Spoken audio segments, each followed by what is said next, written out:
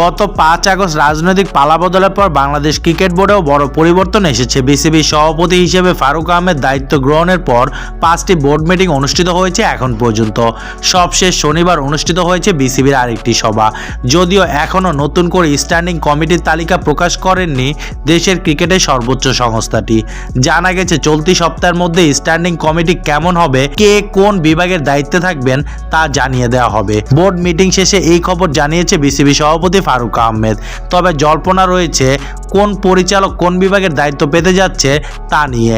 নতুন করে বিসিবির ক্রিকেট অপারেশনস বিভাগের দায়িত্ব পেতে যাচ্ছেন নতুন করে পরিচালক হওয়া নাজমুল আবেদিন ফাহিম। এছাড়া ফিনান্স বিভাগের দেখভাল করবেন ফাহিম সিনহা, গ্রাউন্ডস কমিটি সামলাবেন মাহবুবুল আনাম। এদিকে আগে থেকে আম্পায়ার্স কমিটির দায়িত্ব পালন করে আসছে ইফতেখার রহমান মিঠু, তিনিই থাকছেন এই দায়িত্বে। বিষয়টি নিশ্চিত করেছে বিসিবির একটি সূত্র। যদিও প্রত্যেক পরিচালককেই সামলাতে হবে 2টি থেকে 3টি করে বিভাগ, কেননা বিসিবিতে এই মুহূর্তে সক্রিয় পরিচালকের সংখ্যা 10 জন।